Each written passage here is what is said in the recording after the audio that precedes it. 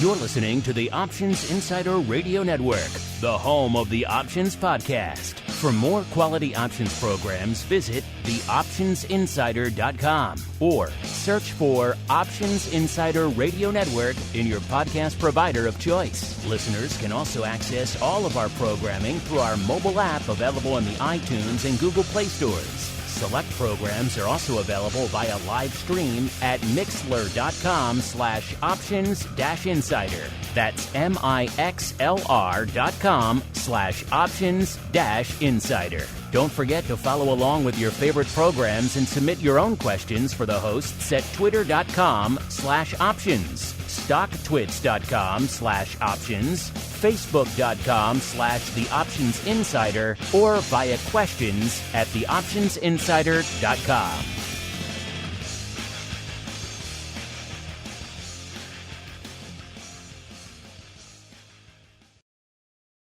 Gold, crude oil, corn, soybeans, and more. With so many tradable products, the futures options market can be an intimidating place. How can you possibly keep track of the latest trading developments across so many different products? Don't worry, we've got you covered.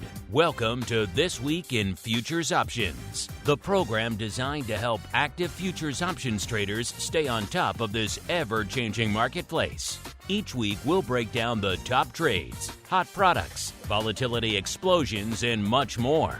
This Week in Futures Options streams live, so be sure to check out our live stream via the Mixlr app. That's MIXLR. Or join our live chat room at mixlr.com/options-insider. Whether you're an experienced veteran or a newcomer looking to separate the wheat from the lean hogs, This Week in Futures Options has the information you can't find anywhere else. This Week in Futures Options is brought to you by CME Group, the world's leading and most diverse futures and options exchange. For more information and educational resources about futures options at CME Group, visit cmegroup.com/options. This Week in Futures Options is also brought to you by FTSE Russell, a leading global provider of benchmarks, analytics, and data solutions. For more information, please visit ftserussell.com, cboe.com, and cmegroup.com. And now, get ready to break down the latest futures options trading activity. It's time for This Week in Futures Options.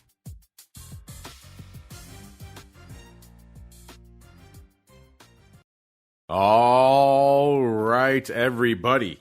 That music means we are coming back at you for TWIFO. One last time here for the mad, the insane, the tempestuous year that was 2022. My name, of course, Mark Longo from theoptionsinsider.com, as well as, of course, for the ever-exciting, ever-scintillating Options Insider Radio Network. I want to take a moment just to thank all of you out there who've been just driving the network to new heights every month, including last month. A lot of you coming in actually on TWIFO. Big month for TWIFO last month. And November, as of course, every month this year pretty much has been a new record in the coming up on 16-year plus history of our network here. So I want to thank all of you out there. You folks are the best. Whether you're listening on demand just to TWIFO, whether you're listening to the full network, whether you're out there rating and reviewing it on your platform of choice, whether you're one of our pro members, however you engage with our content, we love you all. We are thankful for all of you throughout this year, and we're looking forward to a great year with all of you next year. And in order to thank you folks properly, I think we'll get to a little bit of the old fun. No guests in the CME Group and FTSE Russell hot seat this week, because we want to take you home, take you to the end of the year in style, looking back at our top movers and shakers and some correlation surprises for the mad year that was 2022. It's time to find out what's rallying on the light side and falling to the dark side at CME Group this week. It's time for the Movers and Shakers Report. All right, everyone, welcome to the Movers and Shakers one final time for the year that was 2022. And before we get into all the end-of-year fun, we'll get you out of here looking at the final week of the year. Obviously, a bit of a quiet holiday week out there, so kind of hard to read a lot into the tea leaves this week. Looking at the chart, which you can see for yourselves if you follow CME on Twitter. Of course, if you follow us at Options on Twitter, we also do tweet it out right before showtime. You could see it's roughly 70-30 green over red as we come into the end of the week here. So we'll give you a quick taste of the movers and shakers for the week. To the light side we shall go, because why not? It's the end of the year. It's the holiday season. Everyone's feeling festive right now. Number 5 light side mover this week, soybean oil. This has been a frequent offender last few weeks. Soybean complex rocking and rolling these days. Up 3.8% this week. And number 4, we got RBOB up 4.06%. It was in the exact same spot, number 4 to the light side last week. It was up 4%. So up 4% last week exactly. This week up 4.06%. So a nice little pop for RBOB over the past couple of weeks. Number 3 going out to oats. 5.01% to the light side. If I had one wish for the new year from a futures options perspective, it's that some of these products like oats and lumber and some of the others that we see that are frequent offenders on the list week after week, they could start doing a little bit more options paper so we could actually sink our teeth into them on the show. I'm sure a lot of our listeners would love us to parse oats or lumber or palladium. Pick your poison out there. And yet, for whatever reason, they still languish. But we'll keep an eye on them. At least they get some love in the movers and shakers. Oats, number 3, up 5.01% this week. Number 2, off to the metals we go. It is platinum, up 7.5%. And the number 1 light side mover, the aforementioned palladium, up 9.78%. Again, this was our list for this week we were sinking our teeth into. We couldn't really do palladium, and we couldn't really do oats or RBOB. So we'd really only have platinum and soybean oil to parse. And of those, really, soybean oil does the most paper, obviously. So just intriguing stuff. So many movers and shakers out there. Wish we can get a little bit more paper on some of them so we could start talking about them more on the show outside of just in the movers and shakers segment. Now, to the dark side, to the ghost of Christmas future we go, the dark and scary stuff. Listening to some Christmas carols over the past week, and that famous Christmas carol where we talk about scary ghost stories and Christmases long, long ago. Who tells ghost stories on Christmas? Well, apparently we are going to right now as we delve and explore the dark side. This week, number 5 to the dark side, we've got our old friend Bitcoin off 2%. It's kind of a quiet week for Bitcoin, all things considered. Number 4, we're off to the 30-year, 2.21%.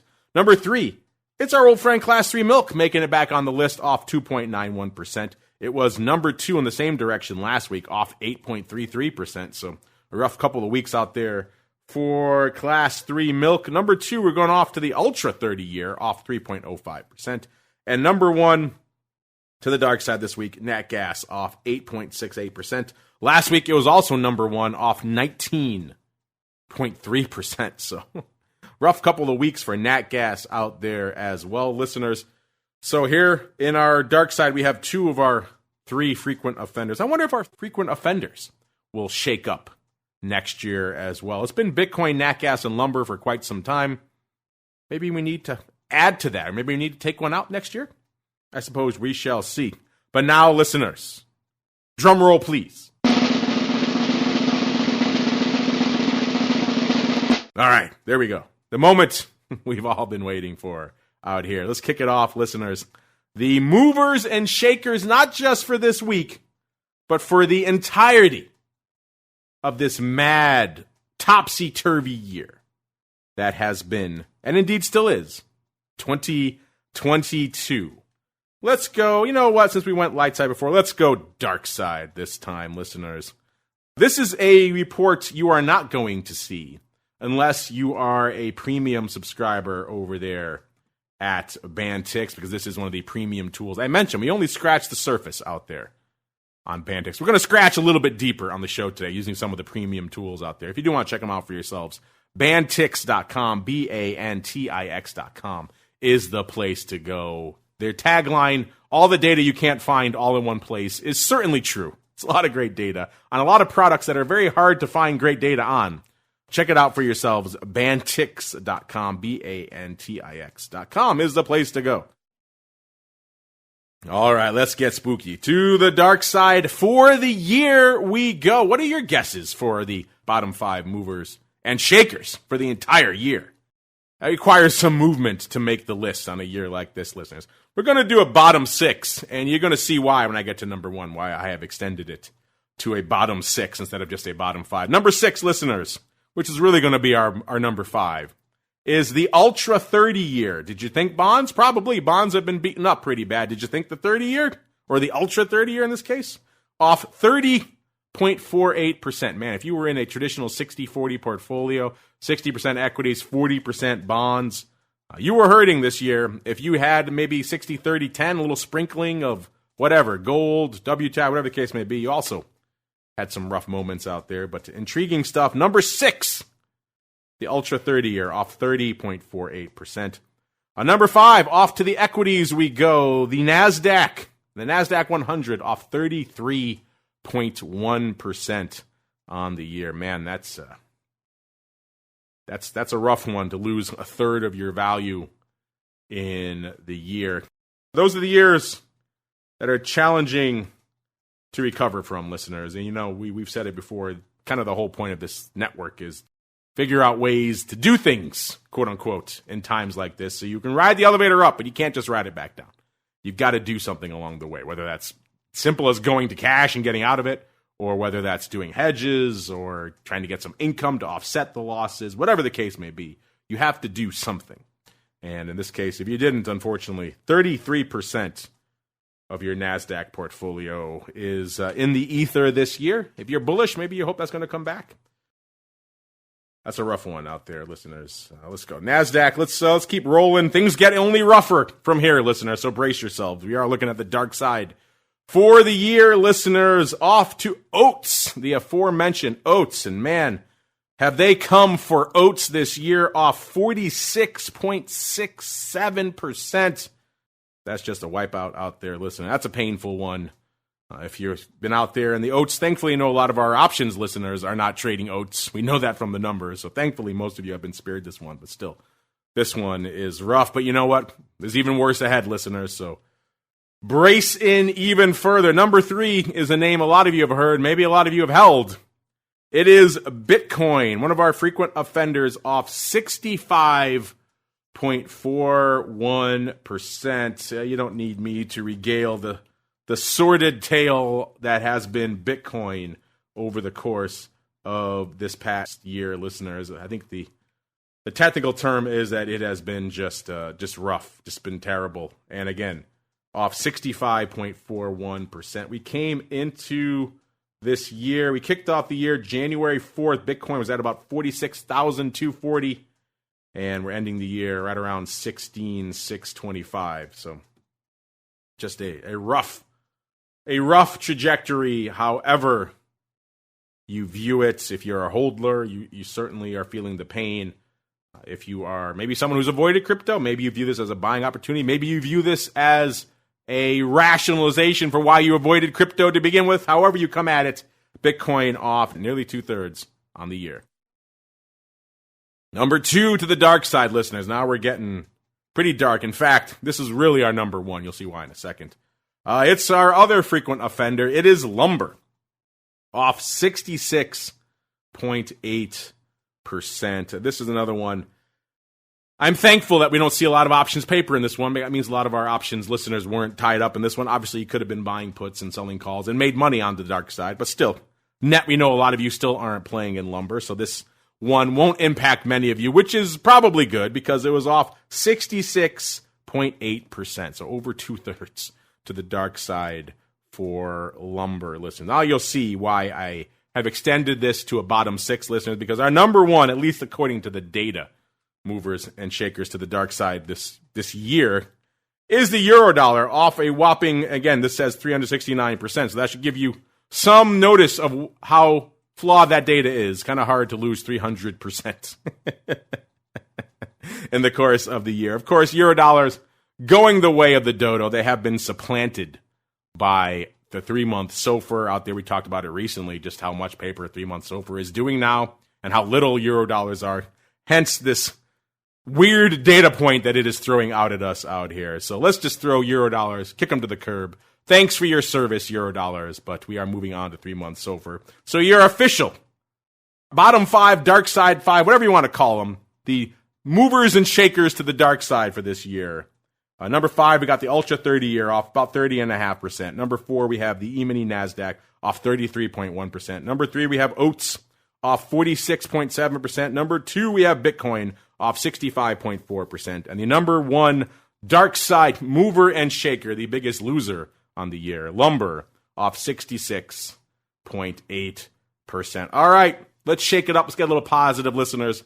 To the light side we go. What were the top 5 light side movers and shakers, a.k.a. the biggest winners, the biggest gainers on the year? Can you take a guess? Tell you what, I'll pause for a second, give you a second to reflect. All right, that's all you get. Live radio. Got to keep rolling here, listeners. All right, number 5, to the light side. Did you think maybe we're heading out into ags? We are. Number 5, to the light side. The number 5 biggest gainer on the year, listeners, is soybean meal. This also kind of puts the year into perspective to the light side because you can make it into the top 5 and only be up 12.62%. That gets us to soybean meal. Again, this is a name, an asset that has been bouncing around quite a bit. We talked about soybean meal more in this last month than we have probably in the rest of the year combined, just because it has been moving around so much. A lot of action out there in the beans complex this past month. Soybean meal coming in at number 5, listeners, up 12.62%. Number 4, did you think we're maybe staying in the ags complex? We are, but we are shifting gears a little bit. We're going out to the livestock this time, listeners. We are going out to our old friend, live cattle, up 12.83% out there, listeners. So live cattle looking a little bit firmer, a little bit juicier, a little bit stronger here to end the year. Number 3, back to the beans complex, soybean oil this time, up 16.83%. So again, good month, good year, obviously, net for soybean oil. But again, look at the magnitude of some of the dark side movers we have versus the light side. It's very much a tale of two different markets here. All right, listeners, we're getting into it now. The top 2 gainers, winners, movers and shakers, call them what you will, to the light side here for 2022. Want me to pause again? Give you a chance to guess. All right, I will, because I'm nice. All right, that's all you get. Number 2, could you possibly have guessed rough rice? Yes, rough rice. It was not a rough week for rough rice. It was a great year for rough rice, up 23.76%. Would you have ever guessed that in a million years here, listener? Again, a name we talk about sometimes on the movers and shakers, usually to the dark side, it seems like, because we make that joke all the time. A rough week for rough rice. Easy to say 5 times fast. But a great year for rough rice. Again, not really a big option stalwart, so not one we hit on the show very frequently, but still intriguing nonetheless. Rough rice just taking the number 2 spot here this year. So far, all 4 of the light side movers and shakers we talked about have come in the ag complex so far. Can we break free? Will it be a clean sweep for ags in our movers and shakers to the light side this year? Is the number 1 winner, the number 1 light side mover and shaker this year, is it still in the ag complex? The answer is no, listeners. We are going off to the energy complex, but perhaps not one of the energy names you are thinking of. We're not talking WTI or even Brent, certainly not nat gas. It is heating oil, up 36.13%. That is your number 1 winner, light side mover and shaker, call it what you will, for the year. Let's run down that list again really quickly. Number 5 to the light side, soybean meal, up 12.62%. Number 4, live cattle, up 12.83%. Number 3, soybean oil, up 16.83%. Number 2, rough rice, up 23.76%. And number 1 winner, light side mover and shaker, call it what you will, heating oil, up 36.13%. So is that what you expected, listeners? Our bottom and top 5 for the year? Were you surprised? Let us know what names really surprised you, either that they were on the list or also that they didn't make the list. Are you surprised we didn't see nat gas in one of these movers and shakers to the upside or to the dark side to net out on the year? I'm curious. Send in your thoughts. We would love to see them. If we did extend nat gas, listeners, it would actually be, let's see, it would just be in our top 10. It would be number 10, up 10.09% on the year. So even with all the sell-off we've seen in the last few weeks and month, it is still net up 10.09% on the year. So nat gas just outside our top 5 here for the year. And you know what, listeners? We're not done there because we like to give you some holiday treats to end the year. I know a lot of you look forward to when we break out some of the other tools over there at Bantix.com to go deep into what's underpinning this market that we are all engrossed by these days, and especially when we break down the cross-asset correlation. Going to do that right now, listeners. Here we go. If you are a premium member, you can fire this up over there. Just click on the More Tools section. Then you go into the CME Market Tools section.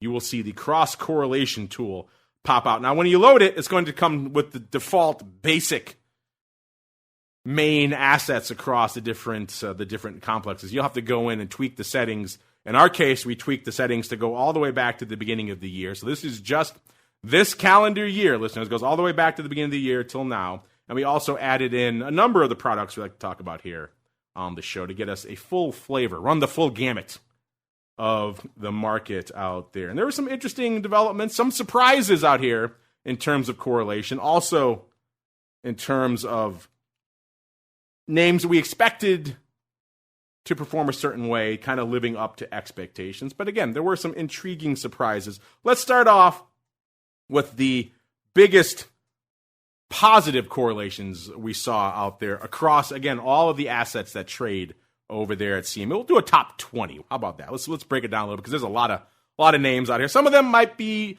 things you expect. Intra-asset correlation, for example. You tend to see the strongest positive correlations in names within the same complex.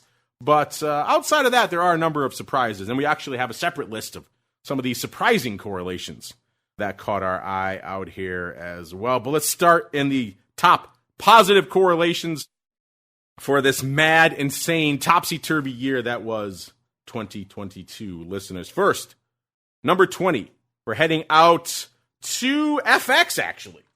You know, we don't get a chance to talk about FX very often here on the show, listeners.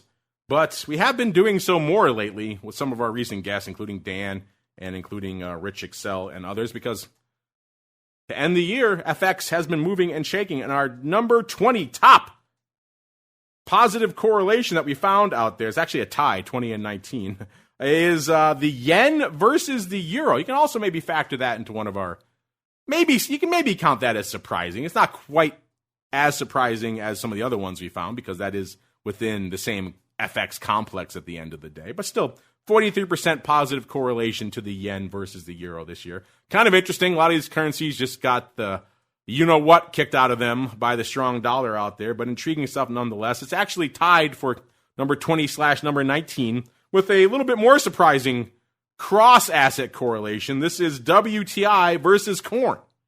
Also, 43% correlated on the year. You know, WTI, that 43% number, going to come back to that because that was kind of the magic number for WTI this year in some interesting areas that you may not expect. But this is one of them right here. WTI versus corn. Did you ever expect they'd be nearly 50% positively correlated? Well, this year they were, 43%. On number 18, we're going back to intra-complex correlation, this time to the metals, 49%. So pretty much 50% correlation of copper versus gold. Everyone talks silver versus gold. We'll get there a little bit later, but copper versus gold, still pretty positively correlated this year, right around 50%.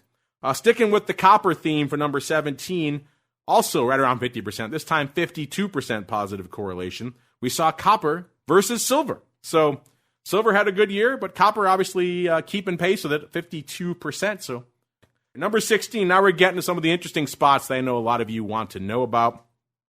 How did crypto stack up against some of the other assets out there? Well, when it comes to crypto versus the indices, that's where we saw, once again, the strongest positive correlation for crypto, and indeed, some of the strongest positive correlation we saw across all assets this year was Bitcoin versus the equities. So for everyone out there who tried to make the argument that this was somehow a negatively or just a non-correlated asset, to equities, allow me to present the following data. Number 16, 59% positive correlation for Bitcoin versus the S&P 500. Hot on its heels, number 15, we have 60% positive correlation for Bitcoin versus the Russell 2000. Not to be outdone, number 14, we have 61% positive correlation for Bitcoin versus the NASDAQ. We've had some guests on our Crypto Rundown program describe Bitcoin and crypto in general as a very high beta tech allocation at the end of the day, and that 61% positive correlation to the NASDAQ. That would certainly seem to back that up. Number 13 on our list of the top 20 positive correlations for the year across all assets at CME. We get to 64%. This is, again, going back to the same complex, this time to the metals. 64% positive correlation of platinum to silver. Platinum's been lighting it up a little bit this year. Obviously, silver has as well. So interesting to see that correlation is so strong, nearly 2/3 in the positive direction. We have a tie for number 12, also at 64%. Also going intra-complex, we have Chicago wheat, a.k.a. SRW wheat, versus corn. So roughly 2/3 correlation there as well. If you're wondering how do the major ag stack up, wheat versus corn, there you go. 64% positive correlation, at least for this year. Again, this was a topsy-turvy year, so it's hard to read too much into any of these correlations just for this year. You have to take these numbers and go back much farther to draw any meaningful long-term conclusions. But it is fascinating to see how these assets perform on a very topsy-turvy year. And this year, about 2/3 positive correlation, wheat versus corn. Number 11, we're getting a little silly. 70% positive correlation. If you're wondering, what is the correlation between cash-settled cheese and Class 3 milk? There you go. 70% positive correlation. Once again, staying intra-complex, hanging out in the dairy this time. Cash-settled cheese. That is, love any time that makes it onto our list, listeners. Number 10, now we're in the top 10, listeners. Now we're starting to bring it here from a correlation perspective. 71% positive correlation. Once again, staying intra-complex. This time we're going heating oil versus WTI. I don't think that comes as a surprise to anyone out there, given what we've seen this year and in recent years. Heating oil always very strongly positively correlated to WTI. This year, 71%. You can maybe argue that's low, but intriguing stuff nonetheless. Number 9, also staying intra-complex. This time, not just in ags, but drilling down into the soybean complex. Soybean meal versus the beans themselves, 77%. So roughly 3/4 positive correlation. Soybean meal versus the beans. Again, if you watch these products, that shouldn't really come as any surprise to anyone out here. Number 8, 79%. This is an intriguing one. Staying within the FX world this time, we have the British pound versus the euro. 79% positive correlation. You might be surprised it's that low. You might have expected it to be higher. Either way, this year coming in at 79%. Number 7, we have a very closely watched level. An indicator I know a lot of you really sink your teeth into and spend a lot of time watching. This is the silver-gold ratio. Well, it translates for us on this list in terms of positive correlation. This year it came in at 80%. So silver, 80% positively correlated to gold. All of you gold bugs out there, how do you feel about that? You think that's low? You think that's high? Silver fans, a lot of you are getting lured into silver these days, more and more of you. So I would definitely say there are more silver fans out there these days than there were at the beginning of this year, certainly. Still not more than gold. The gold bugs will still outnumber you, but intriguing to see the reach that silver has developed. Are you surprised by that 80% positive correlation? You think it should be higher? Did you think it would be lower? I'm curious. Hit us up. Let us know, listeners. Number 6, still staying in the same complex. This time we're going to energy, though. 86% positive correlation. That gets us to RBOB versus WTI. So our old friend WTI, not surprising that it's as positively correlated as it is, but also heating oil was pretty low, 71%. Maybe you expected a heating oil to come somewhere in this 80% range, but it's RBOB this year, taking it at 86%. Staying in that same complex for number 5, listeners. Once again, RBOB versus Brent, 87%. So RBOB is pretty strongly positively correlated to both WTI and Brent. Again, if you've been watching this complex for a while, those numbers shouldn't come as any surprise to you. What may come as intriguing surprise for some of you, maybe you're newer to the world of rates this past year has awakened you to the fact that we may actually see some action, some price action out there in rates, maybe a little bit of vol as well, things we haven't seen in quite some time. Maybe you're more intrigued by rates now than you were last year. Maybe the annihilation that the fixed income sector has seen this year has turned you off of rates. I don't know. Either way, number 4 for our positive correlations this year, 93% correlation, 30-year versus the 10-year. So maybe if you're newer to the fixed income world, that may come as a bit of a surprise that it is so strong given how much time, how much distance there is between those two products. But still, intriguing stuff. So that latter portion of the curve, still very highly correlated. Number 3, this one is intriguing that it came in this high. It is 93%, so actually a tie for the 30-year versus the 10-year. This is the Russell 2000 versus the S&P 500. So small caps moving very much in locksteps with the large caps this year, which is intriguing, not a thing we usually see. Have to pick the brains of the folks over there at FTSE Russell to find out exactly how that stacks up versus their historical data. But either way, number 3, 93% positive correlation. The RUT versus the old E-mini out there. Then we go to 96% also staying in the equity world. NASDAQ versus the S&P 500. Again, a lot of talk about how the tech-heavy NASDAQ, how it stacks up versus the old S&P. Usually in certain days, the NASDAQ is moving more than the S&P 500, but net on the year, they move pretty much in lockstep. 96% positive correlation for the the NASDAQ versus the S&P 500. The NASDAQ lost more this year from a percentage perspective than the S&P did. You'd much rather be in the S&P than in the NASDAQ right now. And then the number 1 positive correlation we saw out there on the year, listeners, KC wheat versus SRW wheat. So obviously KC wheat versus Chicago wheat. If you're wondering how do these two complexes stack up, we know SRW wheat does a lot more options paper. But from a movement perspective, 98% positive correlation.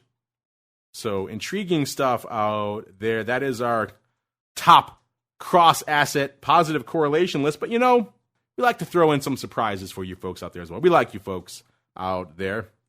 And so as we were crunching these numbers, we found some intriguing surprises.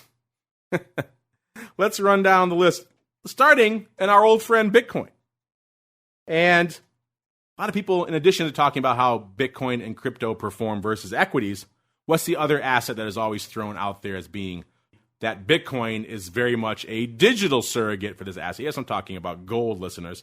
A lot of people like to watch the movement of gold versus Bitcoin. How well do these two assets stack up at the end of the day? Well, this year, they didn't really stack up at all. Only 8% correlation between Bitcoin and gold this year. So if you had to argue there was an asset that was uncorrelated to Bitcoin, at least this year, it was gold. So intriguing stuff. Yet another nail in the coffin of Bitcoin as the digital gold out there. Speaking of gold, some intriguing correlations we found for gold here, including soybean oil. If you ever wondered, is there a strong correlation between gold and soybean oil? I don't know if I would call it strong, but there is a positive correlation between the two, right around 30%. So gold and soybean oil positively correlated right around 30%. If you want an even stronger positive correlation for gold, let's go out to FX. Gold and the euro. Two great tastes that apparently taste great together. 39% positive correlation between those two out there, listeners. So gold making some strange bedfellows out there. If that's not enough FX weirdness for gold, how about the yen?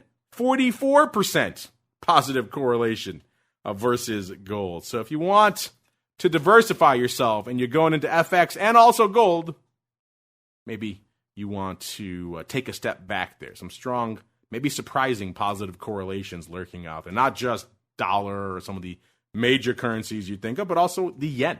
Intriguing stuff out there. Speaking of the yen also had a bit of surprising correlation this year. 40% positive correlation to be precise with the 30-year. So the yen and the far portion of the yield curve.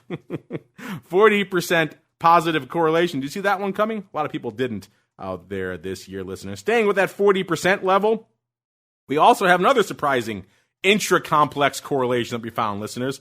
It's copper versus one of our frequent offenders on the year, soybean oil. 40% positive correlation. Everyone talks silver, gold, all these other things, 10-year versus 30-year, NASDAQ versus S&P. What about copper versus soybean oil? No one's talking about that. 40% positive correlation this year, listeners. Let's get a little bit more positive correlation, shall we? And also maybe some surprising levels. Remember I said before that 43% level, we're going to come back to that in WTI. That seemed to be the magic number this year. I'm not sure why, but we saw 3 surprising correlations with WTI, all coming in at that exact same level, 43% positive correlation. What are they? Well, I already talked about one of them. That is corn. 43% positive correlation between WTI and corn. Did you see that coming? I know a lot of people didn't this year, listeners. Let's get beyond the ags. Let's go out to, I don't know, metals. How about 43% positive correlation with WTI versus platinum? You got it this year. And that's not enough, listeners. How about 43% positive correlation WTI to copper? In fact, once you get out of the intra-complex correlation, so the RBOB and the Brent, which you expect to be north of 70, if not 80% out there for WTI, once you get outside of those, the strongest positive correlations for WTI are copper, platinum, and corn. Very strange. And again, not at all we expected. That's why we crunch the numbers every year here on the show, listeners. We're just talking about copper. Copper also had some more surprising bedfellows, including, we talked about its soybean oil before, 40%. It's just 43% with WTI. How about even more positive correlation? 46% positive correlation between copper and the euro. So if you're wondering a little bit of a base metal action and maybe you want to pair it with some FX, allow me to suggest for your main course, listeners, the euro versus copper. 46% positive correlation. Now we're getting up there, listeners, in our list of surprise correlations that we found out here. How about going back to the yen? The yen is a frequent surprise offender this year. But how about the yen versus the 10-year? We talked about the yen versus the 30-year, so you had to know. We talked about the strong correlation between the 30-year and the 10-year earlier, so you had to know the 10-year was going to come up. And it did at 49% positive correlation. So if you want one of the strongest surprise positive correlations that we found this year, it was the yen versus the 10-year note. Again, not two complexes, not two products that we ever really talk about in the same breath, yet very closely linked, at least for this year. That same level, 49% correlation. Let's stay in FX. Let's go FX, but this time change it up again, not go to rates. FX versus the S&P. It's the British pound versus the S&P 500, 49% positive correlation. The only thing that was stronger for the British pound this year, outside of its own complex, was 51% positive correlation for the British pound versus platinum. Again, weird complexes. We could sometimes maybe be forgiven for talking pound, maybe in relation and in terms of the S&P 500. Those are two assets that folks may think about in the same breath from time to time. But pound versus platinum, not too often yet. In this case, 51% positive correlation. That pretty much ties with the other strongest surprise correlation we found this year that was also 51%. WTI versus soybean oil. Again, a weird one. So lots of weird correlations. WTI versus soybean, yen versus the 10 and the 30-year.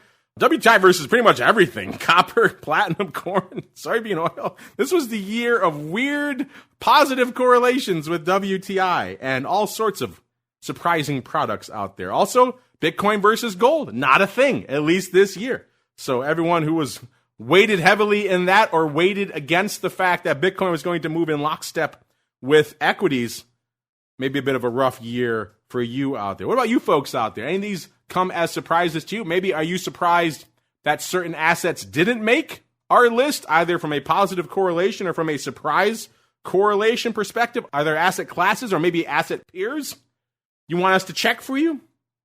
Hit us up. Let us know. We are your servants at the end of the day, listeners. If you have a combo you want us to check, tell you what, we'll do it for you because we're nice. Hit us up at Options over there is the best place to do it. Questions at theoptionsinsider.com also works. Or, of course, all you folks in the Secret Club, you know how to get at us instantaneously. No wait for the wicked out there. Just use your members' hotline. Your question gets right to our fingertips right away.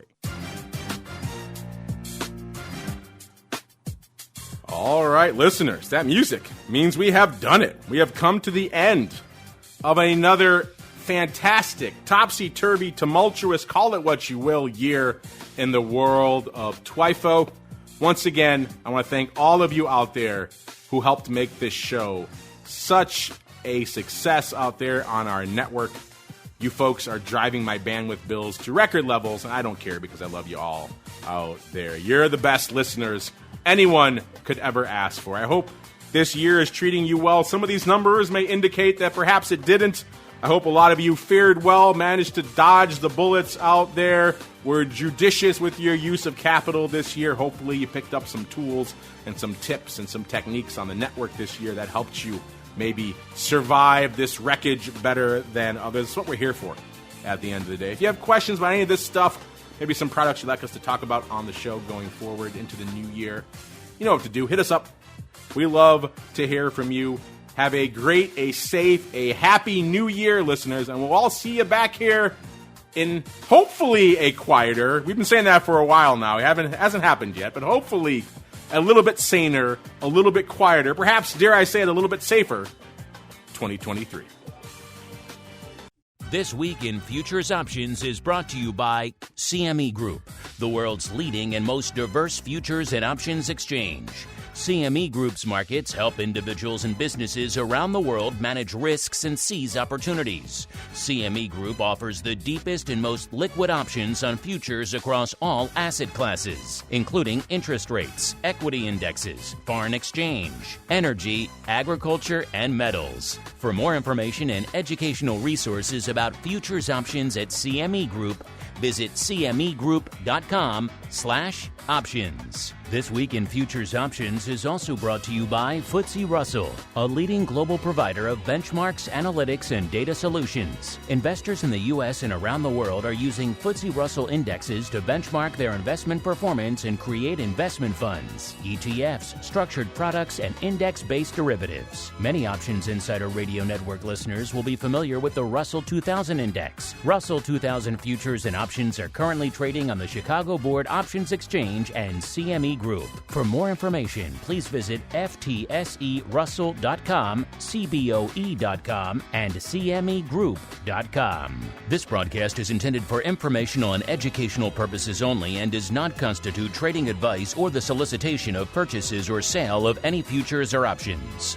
The rulebook of the applicable exchange should be consulted as the authoritative source on all current contract specifications.